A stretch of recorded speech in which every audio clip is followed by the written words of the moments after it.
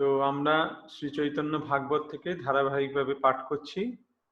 পঞ্চম অধ্যায় আমরা পাঠ করছিলাম আদিখণ্ডে।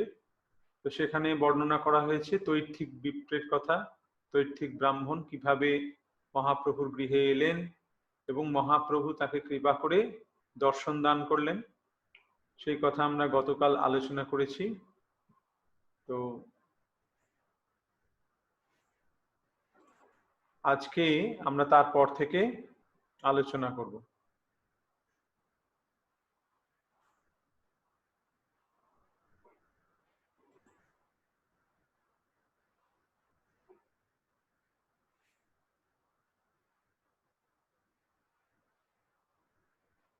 সীমা দাস মাতাজি জয়েন করতে পেরেছেন?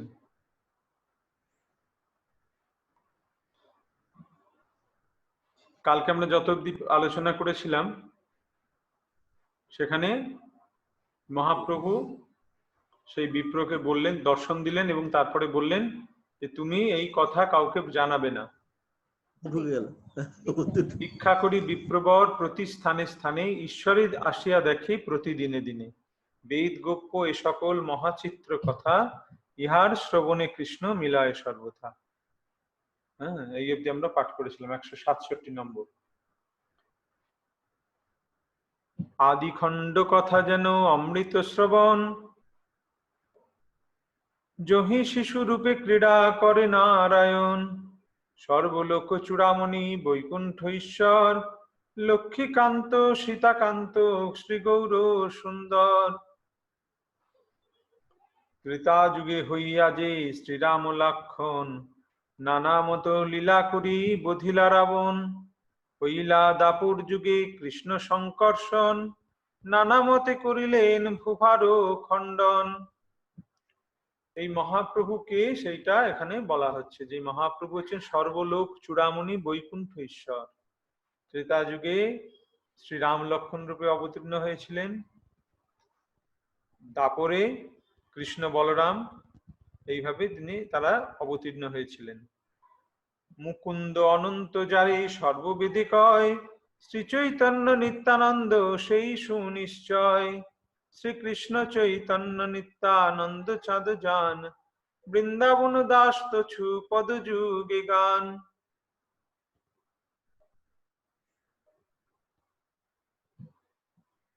এই মুকুন্দ আর অনন্ত, মুকুন্দ কার নাম? কৃষ্ণের নাম হচ্ছে মুকুন্দ, আর অনন্ত হচ্ছেন অনন্তদেব বলরাম। তো সেই মুকুন্দ আর অনন্ত হচ্ছে শ্রী চৈতন্য আর নিত্যানন্দ, সেটা এখানে আবার বলা হলো। ষষ্ঠ অধ্যায়। হেন মতে ক্রীড়া করে গৌরাঙ্গ গোপাল, হাতে খড়ি দিবার হইল আশিকাল, শুভ দিনে শুভক্ষণে মিশ্র পুরন্দর, হাতে খড়ি পুত্রের দিলেন বিপ্রবর। কিছু শেষে মিলিয়া সকল বন্ধুগণ, কর্ণবেদ করিলেন শ্রীচূড়াকরণ। তারপরে হাতে খড়ি দিলেন মিশ্র তার পুত্র বিশ্বম্ভরকে, আর সেই সময় কর্ণবেদ অর্থাৎ কর্ণ মানে কান, কানে ছিদ্র করা হয়, আর শ্রীচূড়াকরণ অর্থাৎ মস্তক মুন্ডন করে শিখা ধারণ করা হয়, চূড়াকরণ বলে থাকে। দৃষ্টিমাত্র সকল অক্ষর লিখি যায়, পরম বিস্মিত হইয়া সর্বজনে চায়। দৃষ্টিমাত্র সকল অক্ষর লিখি যায়, সবে তাকে হাতে খড়ি দেওয়া হলো, অ আ ক খ, তো দেখা মাত্রই সব তিনি লিখে দিচ্ছেন। দিন দুই তিনেতে পড়িলা সর্বফলা, নিরন্তর লিখেন কৃষ্ণের নাম মালা। দিন দুয়ের মধ্যে সমস্ত রফলা ফলা সব শিখেলেন, জফলা রফলা, হ্যাঁ, অর্থাৎ দ্বিতীয় ভাগে যেগুলো আছে দিন দুয়ের মধ্যে, প্রথম দিনে সমস্ত অক্ষর, তারপরে দুদিনের মধ্যে সমস্ত রফলা যত রকমের যুক্তাক্ষর আছে সব শিখে নিলেন, আর নিরন্তর কৃষ্ণের নাম লিখে চলেছেন। রাম কৃষ্ণ মুরারি মুকুন্দ বনমালী, অহর্নিশ লিখেন পড়েন কুতুহলী। শিশুগণ সঙ্গে পড়ে বৈকুণ্ঠের রায়, পরম সুকৃতি দেখে সর্বনদিয়ায়। নিরন্তর কৃষ্ণের নাম লিখে চলেছেন। এইটা হচ্ছে, আমরা কি করি, আমরা অক্ষর লেখা শিখলে কি করি, আমরা আজে বাজে লেখা লিখতে আরম্ভ করি। কিন্তু মহাপ্রভু কি শিক্ষা দিচ্ছেন, যে প্রথম তিনি যখন লিখতে শিখলেন, লিখতে শিখে তিনি কি লিখছেন, কৃষ্ণের নাম লিখছেন। শিশুগণের সঙ্গে বৈকুণ্ঠের ঈশ্বর পরমেশ্বর ভগবান শ্রীকৃষ্ণ তিনি লীলা করছেন, কেউ সেটা বুঝতে পারছে না। কি মাধুরী করি প্রভু কখ গঘ বলে, তাহা শুনিতেই মাত্র সর্বজীব ভোলে। অদ্ভুত করেন ক্রীড়া শ্রী গৌর সুন্দর, যখন যে চাহে সেই পরম দুষ্কর। ক খ গ ঘ এত সুন্দর করে বলছেন যে সবাই মোহিত হয়ে যাচ্ছে। এটাই হচ্ছে ভগবানের বিশেষত্ব। ভগবান যাই করেন তাতেই সেটাই সর্বাকর্ষক হয়। ভগবান যখন চুরি করেন, তার সেই চৌর্য লীলা, সেই চুরি করাটা তার লীলা। আর আমরা চুরি করলে পেটানি। আর ভগবান চুরি করলে সেই চৌর্য লীলাটা মানুষ আস্বাদন করে, তার মধ্যে আনন্দ পায়, এবং সেই আনন্দ মানে অসীম আনন্দ পায়। তো ক খ গ ঘ বলছে, তাতেই মানুষ অদ্ভুত হয়ে আনন্দে হয়ে যাচ্ছে। আর যখন যা চাই সঙ্গে সঙ্গে সেটা দিতে হবে। বালক স্বভাব যেমন, শিশু স্বভাব যেমন হয়, যে এটা চাই সঙ্গে সঙ্গে দিতে হবে। আকাশে উড়িয়া যায় পক্ষী, পক্ষী তাহা চাহে, না পাইলে কান্দিয়া ধুলায় গৌড়ি যায়। একদম সাধারণ নরশিশুর মতন লীলা করছেন। আকাশ দিয়ে পাখি উড়ে যাচ্ছে, বলছে ওই পাখিটা আমার চাই, ওই পাখিটা আমার চাই, আর না পেলেই ব্যাস কেঁদে মাটিতে ধুলায় গড়াগড়ি যাচ্ছেন। ক্ষণে চাহে আকাশের চন্দ্র তারাগণ, হাত পাও আছাড়িয়া করেন ক্রন্দন। শান্ত না করেন সবে করি নিজ কোলে, স্থির নাহে বিশ্বম্ভর দেও দেও বলে। কখনো আকাশের পাখি চায়, কখনো আবার চাঁদকে চায়, বলে চাঁদ ওই তারা ওইগুলো আমাকে এনে দাও। আর না দিতে পারলে সঙ্গে সঙ্গে হাত পা ছড়িয়ে আছড়ে কাঁদতে আরম্ভ করে। সবাই বলে দেবো দেবো দেবো, এভাবে ভোলানোর চেষ্টা করে, কিন্তু বিশ্বম্ভর কিছুতেই বলে না, দাও দাও দাও করে যাচ্ছে। সবে একমাত্র আছে মহাপ্রতিকার, হরিনাম শুনিলে না কান্দে প্রভু আর।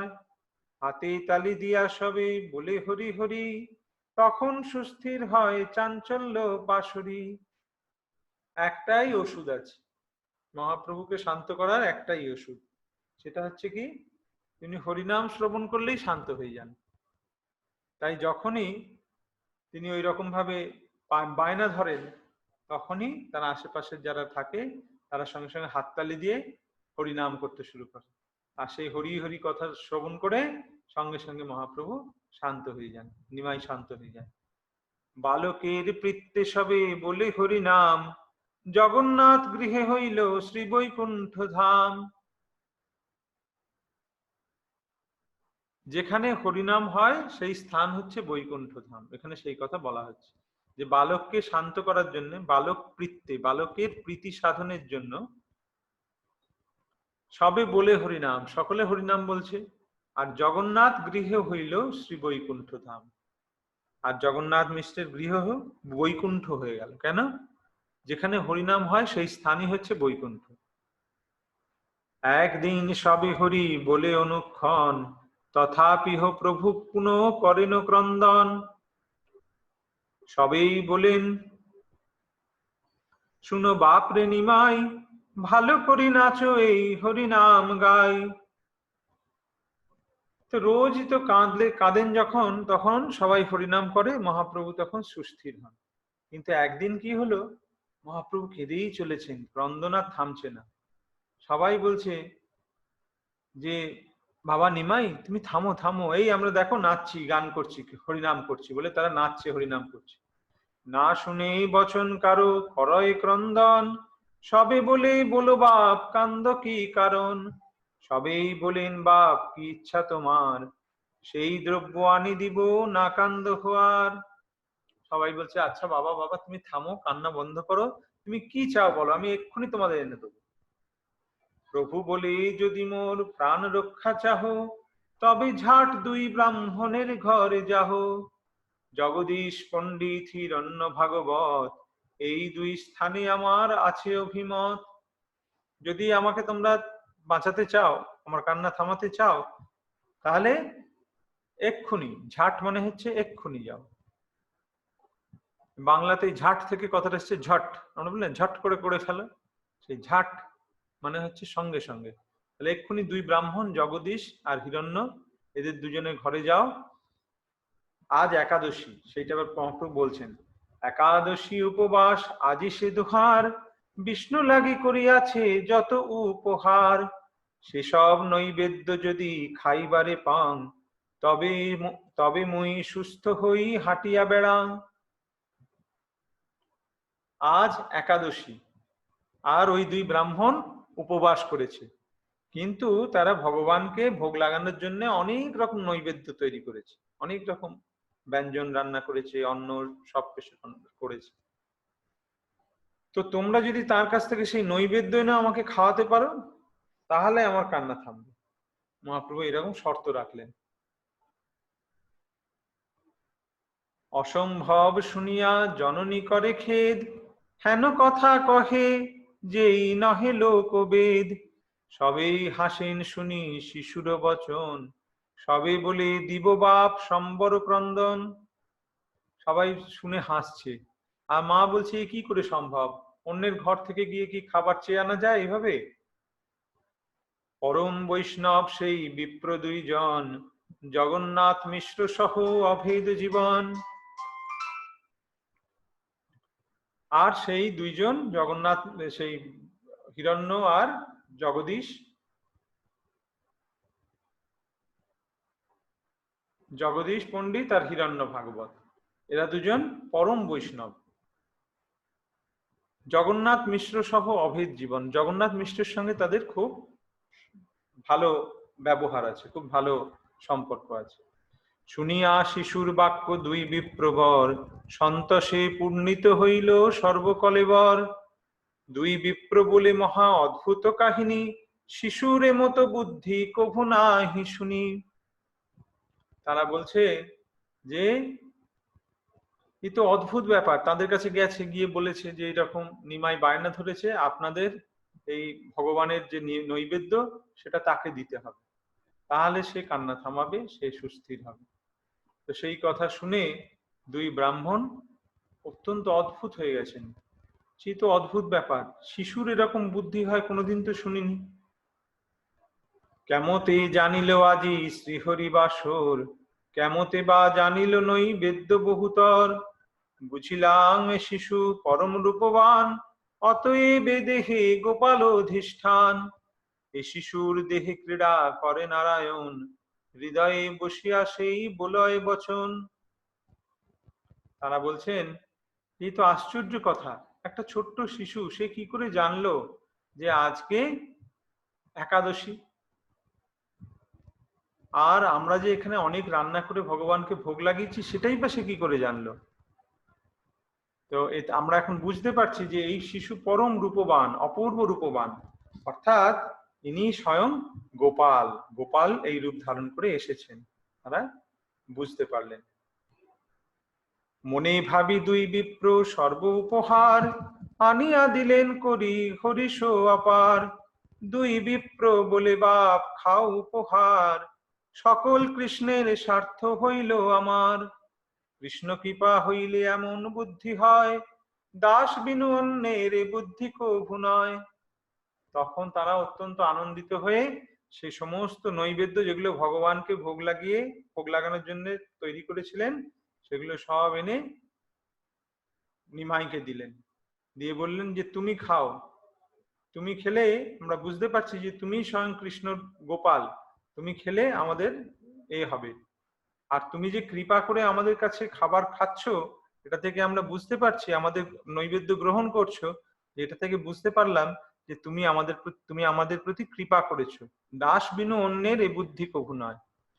যে আমরা যে দাস, ভগবানের দাস, হিরণ্য আর জগদীশ যে দাস, তারা যদি দাস না হতো, ভগবানের শুদ্ধ ভক্ত না হতো, তাহলে তারা এইরকম ভাবে আচরণ করতে পারতেন না। ভক্তি বিনা চৈতন্য গোসাই নাহি জানি, অনন্ত ব্রহ্মাণ্ড যার লোমকূপে গণি। ভক্তি ছাড়া চৈতন্য মহাপ্রভুকে লাভ করা যায় না। বিষ্ণুর প্রতিটি লোমকূপ থেকে অসংখ্য ব্রহ্মাণ্ড নির্গত হয়। অসংখ্য ব্রহ্মাণ্ড নির্গত হয় কোথা থেকে? তার এক একটি লোমকূপ থেকে। সেই বিষ্ণু হচ্ছেন চৈতন্য মহাপ্রভুর অংশের অংশের অংশের অংশ কলা। হেন প্রভু বিপ্র শিশু রূপে ক্রীড়া করে, চক্ষু ভরি দেখে জন্ম জন্মেরও কিঙ্করে। সন্তোষ হইলা সব পাই উপহার, অল্প অল্প কিছু প্রভু খাইল সবার। হরি সে ভক্তের প্রভু উপহার খায়, ঘুচিল সকল বায়ু প্রভুর ইচ্ছায়। তখন কি হলো? মহাপ্রভুকে এনে যখন সেই সমস্ত উপহার দিলেন, তখন মহাপ্রভু তা থেকে অল্প অল্প কিছু গ্রহণ করলেন এবং তিনি শান্ত হলেন। হরি হরি হরি সে বলয়ে সর্বজনে, খায় আর নাচে প্রভু আপন কীর্তনে। মহাপ্রভু সেই নৈবেদ্য খাচ্ছেন আর কীর্তন করছেন আর নাচছেন। কত ফেলে ভূমিতে কত কারো গায়, এই মতো লীলা করে ত্রিদশের রায়। কিছুটা খাচ্ছেন, কিছুটা ফেলে দিচ্ছেন, এইভাবে মহাপ্রভু তিনি লীলা করছেন। যে প্রভুরে সর্ববেদে পুরাণে বা খানে, হেন প্রভু খেলে শচী দেবীর অঙ্গনে। ডুবিলা চাঞ্চল্য রসে প্রভু বিশ্বম্ভর, সংহতি চপল যত দ্বিজেরও কুমর।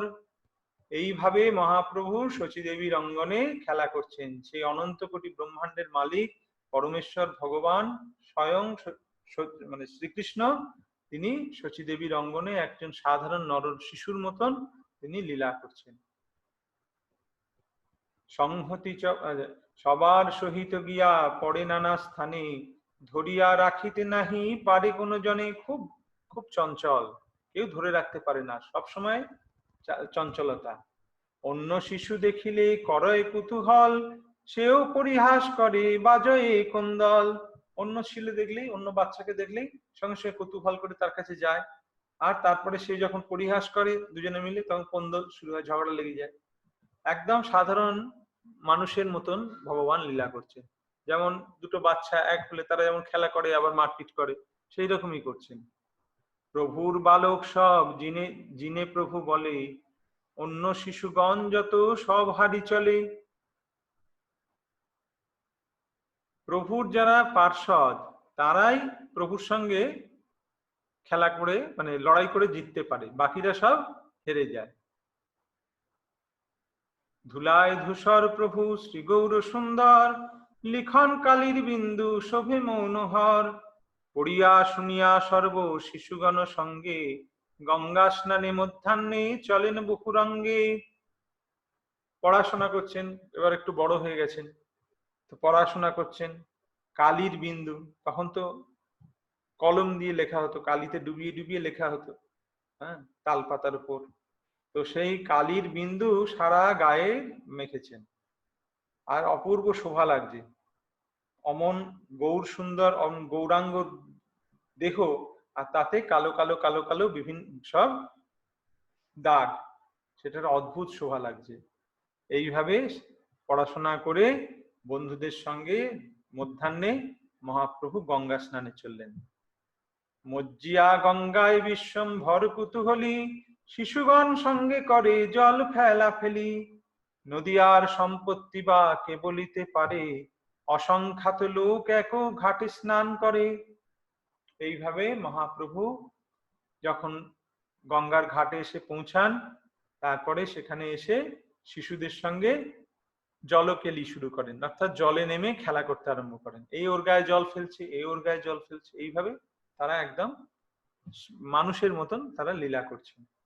আর নদিয়ার সম্পত্তি কে বলিতে পারে? নদিয়ার তখন যে ঐশ্বর্য, সেটা বর্ণনাতীত। কেন বলা হচ্ছে? অসংখ্যাত লোক এক ঘাটে স্নান করে, এক এক ঘাটে অসংখ্য মানুষ স্নান করে, এত মানুষ সেখানে তখন থাকতো, এবং সকলেই পণ্ডিত। ওটা তখন নবদ্বীপ ছিল সমগ্র ভারতবর্ষের বিদ্যার পীঠস্থান। কতেক বা শান্ত দান্ত গৃহস্থ সন্ন্যাসী, না জানি কতেক শিশু মিলে তো হিয়াসি, সবার লইয়া প্রভু গঙ্গায় সাঁতারে, ক্ষণে ডুবে ক্ষণে ভাসে নানা ক্রীড়া করে। কত সন্ন্যাসী গৃহস্থ তারা সেখানে স্নান করতে আসে, কত বাচ্চা আসে, সবারে মিলে মহাপ্রভু গঙ্গায় সাঁতার কাটছেন। কখনো গঙ্গায় ডুবে সাঁতার কাটছেন, কখনো ভাসছেন, এইরকম বিভিন্ন রকম ভাবে তিনি খেলা করছেন। এই গঙ্গার মনোরথ ছিল যে ভগবানের স্পর্শ লাভ করবে। যখন শ্রীকৃষ্ণ যখন আবির্ভূত হয়েছিলেন, তখন শ্রীকৃষ্ণ যমুনায় কেলি করেছেন, যমুনাতে তিনি তার জলক্রীড়া করতেন। তা যমুনার ভাগ্য দেখে গঙ্গার খুব ঈর্ষা হতো, যে যমুনার কত ভাগ্য যে প্রভু তার জলে নেমে ক্রীড়া করেন। সেই জন্য গঙ্গার খুব দুঃখ ছিল। সেই গঙ্গার সেই মনোরথ পূর্ণ করার জন্য মহাপ্রভু সেই ব্রজেন্দ্রনন্দন কৃষ্ণ তিনি নবদ্বীপে জাহ্নবীর তীরে আবির্ভূত হয়েছেন, এবং সেই গঙ্গায় তিনি জলক্রীড়া করছেন। জলক্রীড়া করে গৌর সুন্দর শরীর, সবাকার গায়ে লাগে চরণের নীর, সবে মানা করে তবু নিষেধ না মানে, ধরিতেও কেহ নাহি পারে এক স্থানে। যখন তিনি জলে ক্রীড়া করছেন, হাত পা ছুঁড়ছেন, সাঁতার কাটছেন, সেই জলেতে এত জোরে জোরে পা ছুঁড়ছেন, চরণ ছুঁড়ছেন, সে জলের পায়ের জল সবার গায়ে গিয়ে লাগছে। তো পায়ের জল লোকের গায়ে লাগলে তারা কি করে? তারা বলে না, এই পায়ের জল লাগছে, থামাও থামাও। কিন্তু ভগবানের চরণের জল যে ব্রহ্মা শিব চায়, সেই চরণের জল তারা ভগবান সকলের গায়ে ছিটিয়ে দিচ্ছেন এইভাবে। সবাই মানা করছে, আরে আরে কি করো নিমাই, দাঁড়াও দাঁড়াও, কিন্তু শোনে না, কথা শোনে না। আবার তাকে কেউ ধরেও রাখতে পারে না। পুনঃ পুনঃ সবারে করায় প্রভু স্নান, কারে ছোঁয়ে কারো অঙ্গে কুল্লল প্রদান। না পাইয়া প্রভুর না গালি বিপ্রগণে, সবে চলিলেন তার জনকের স্থানে। সব সময় দুষ্টু বুদ্ধি নিমাই। কি করছেন? স্নান করে সবে উঠে এসেছে ব্রাহ্মণ, হ্যাঁ, ব্রাহ্মণ স্নান করে সবে উঠে এসছে, গায়ত্রী করতে যাবে, তাকে গিয়ে ছুঁয়ে দিল। আর তাই বলে, যাই ইচ্ছা, আমাকে আবার ছুঁয়ে দিল, আবার স্নান করতে হবে। আবার জলে নেমে গেল, আবার জলে নেমে আবার স্নান টান করে আবার উঠে এলো। যখন উঠে এলো, জল নিয়ে মুখে কুলি করে, গায়ে কুলি করে তার গায়ে কুলির জলটা ফেলে দিল। মুখ থেকে কুলির জল যদি কারোর গায়ে ফেলে, সে কি হবে? বিরক্ত হবে না? সে তো আর বুঝতে পারছে না যে স্বয়ং ভগবান।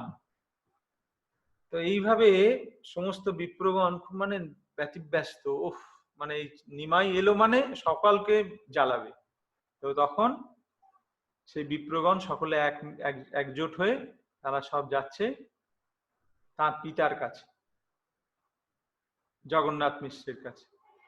শুনো শুনো হে মিশ্র পরম বান্ধব, তোমার পুত্রের অপন্যায় হিসব, ভালো মতে করিতে না পারি গঙ্গা স্নান, কেহ বলে জল দিয়া ভাঙে মোর ধ্যান। বলছে যে তোমার পুত্রের কথা আর কি বলবো, সে যে কত মানে দুষ্টুমি করছে আমাদের সঙ্গে, আমরা ভালো করে গঙ্গায় স্নান করতেও পারি না, বসে যে একটু ধ্যান করব তারও উপায় নেই, গায়ে জল দিয়ে দিচ্ছে, দিয়ে ধ্যান ভাঙিয়ে দিচ্ছে। আরো বলে, কারে ধ্যান করো এই দেখো, কলিযুগে নারায়ণ মুই পর দেখো, কেহ বলে মোর শিব লিঙ্গ করে চুরি, কেহ বলে মোর লই পালায় উত্তরি, কেহ বলে পুষ্প দুর্বা নৈবেদ্য চন্দন, বিষ্ণু পূজিবার সহ্য বিষ্ণুর আসন। এইভাবে তারা সবাই অভিযোগ করছে কার কাছে? জগন্নাথ মিশ্রের কাছে, যে আমি ধ্যান করতে বসেছিলাম, আমার গায়ে জল দিয়ে আমার ধ্যান ভাঙিয়ে দিল।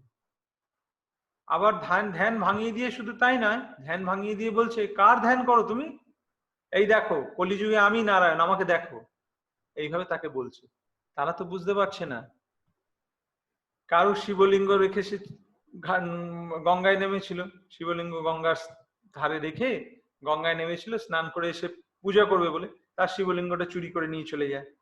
কেউ স্নান করার জন্য তার উত্তরীয়টা অর্থাৎ কাপড়টা রেখে স্নান করতে গেছে, তার উত্তরীয়টা নিয়ে পালিয়ে যায়। কেউ পুষ্পা দুর্বা নৈবেদ্য চন্দন সব পূজা করার সব জিনিসপত্র সব এনে রেখেছে, সেইগুলো সব উল্টো পাল্টা করে দেয়। আমি করি স্নান হেথা বৈশেষে আসনে, সব খাই পরি তবে করে পলায়নে। তারা বলছে আমি পুষ্প দুর্বা নৈবেদ্য সব চন্দন বিষ্ণু পূজা করার জন্য আসন পেতে সবকিছু রেখে রেডি করে আমি গঙ্গায় স্নান করতে নামলাম। আর গঙ্গায় স্নান করতে করতে দেখি ও আসনে গিয়ে বসেছে, আর ওই সমস্ত নৈবেদ্য নিজেই খেয়ে নিল, খেয়ে পালিয়ে গেল। আরো বলে, তুই কেনে দুঃখ ভাব মনে, যার লাগে কইলা সেই খাইলা আপনে। আবার যখন তাকে বলতে যাই কিছু, তখন বলে তোমরা দুঃখ পাচ্ছ কেন, যার জন্য নৈবেদ্য এনেছিল সেই তো খেয়েছে। কিন্তু কেউ মহাপ্রভুকে চিনতে পারছেন না। মহাপ্রভু নিজের কথা নিজে বলে দিচ্ছেন যে তুমি যার জন্য নৈবেদ্য এনেছিলে, কৃষ্ণের জন্য এনেছিলে, সেই তো খেয়েছে, তাহলে আবার তুমি রেগে যাচ্ছ কেন, দুঃখ হচ্ছে কেন? কেহ বলে সন্ধ্যা করি জলেতে নামিয়া, ডুব দিয়া লইয়া যায় চরণে ধরিয়া। জলে নেমে, গঙ্গায় নেমে, এক বুক জলে নেমে সে সেখানে দাঁড়িয়ে গায়ত্রী জপ করছে, সন্ধান্নিক করছে। আর নিমাই কি করছে, জলের তলায় ডুবে গেছে, ডুবে গিয়ে তার পাটা ধরে আর টেনে জলের মধ্যে নিয়ে চলে গেছে। তারা ভাবছে এই কুমিরে ধরলো বোধহয়, জলের মধ্যে টেনে একদম নিচে নিয়ে চলে যাচ্ছে।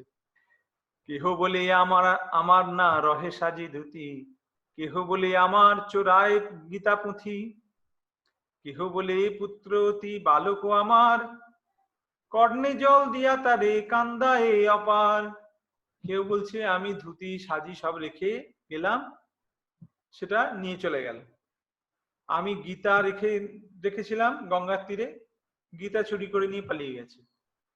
একজন বলছে আমার ছোট ছেলেটাকে নিয়ে এসেছিলাম, তার কানের মধ্যে জল ঢুকিয়ে দিয়ে তাকে কাঁদাতে আরম্ভ করেছে। কেহ বলে মোর পৃষ্ঠ দিয়া কান্ধে চড়ে, মুইরে মহেশ বলি ঝাঁপ দিয়া পড়ে। আর একজন বলছে যে আমার পিঠের ওপর পা দিয়ে কাঁধের ওপর উঠে পড়লো, চড়ে বলছে যে আমি শিব আর তুই আমার ষাঁড়, চল এখন আমাকে নিয়ে চল। তার কাঁধের উপর উঠে তাকে বলছে আমি শিব আর তুমি আমার ষাঁড়, আমাকে এখন বই নিয়ে চলো। কেহ বলে বইসে মোর পূজার আসনে, নৈবেদ্য খাইয়া বিষ্ণু পূজায় আপনে। আমার বিষ্ণুর আসনে বসে, পূজার আসনে বসে বিষ্ণুর নৈবেদ্য খেয়ে নিল, হ্যাঁ, আর নিজেই বিষ্ণু পূজা করতে আরম্ভ করলো। স্নান করি উঠিলে বালু কাদায় গঙ্গে, যতেক চপল শিশু সেই তার সঙ্গে। সবে স্নান করে উঠলাম, গায়ে ধুলো ছিড়িয়ে দিল। স্ত্রী বাসে পুরুষ বাসে করয় বদল, পরিবার বেলা সবে লজ্জায় বিকল। পরম বান্ধব তুমি মিশ্র জগন্নাথ, নিত্য এই মতো করে কহিল তোমার। বলছে যে তোমার ছেলে কি করে, স্ত্রীরা এক ঘাটে স্নান করে, একদিকে স্নান করে, পুরুষরা আর একদিকে স্নান করে। তো স্ত্রীলোকেরা স্নান করার আগে তাদের জামা কাপড় রেখে স্নান করতে যায়, আর পুরুষেরা তাদের ধুতি উত্তরীয় সেগুলো রেখে স্নান করতে যায়। আর নিমাই এসে কি করে, এই স্ত্রীলোকদের কাপড় চোপড় গুলো পুরুষদের জায়গায় গিয়ে রেখে আসে, আর পুরুষদের ধুতি আর উত্তরীয়টা নিয়ে গিয়ে স্ত্রীলোকদের ওখানে গিয়ে রেখে আসে। এবার তারা যখন স্নান করে ওঠে তারা খুব লজ্জায় পড়ে যায়, তারা তো সেই জিনিসটা পড়তে পারছে না। তো এইভাবে সবাইকে ব্যস্ত করে তোলে। পরম বান্ধব তুমি মিশ্র জগন্নাথ, নিত্য এই মতো করে কহিল তোমার। রোজ এইরকম করে। দুই প্রহরেও নাহি উঠে জল হইতে, দেহ বা তাহার ভালো থাকিবে কেমতে। দুই প্রহর মানে 6 ঘন্টা, 3 ঘন্টায় 1 প্রহর।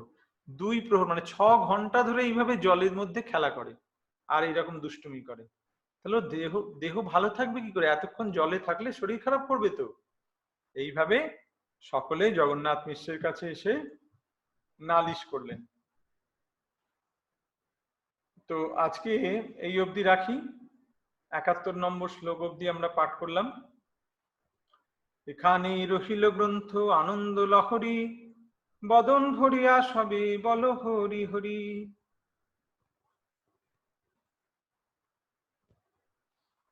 হরে কৃষ্ণ।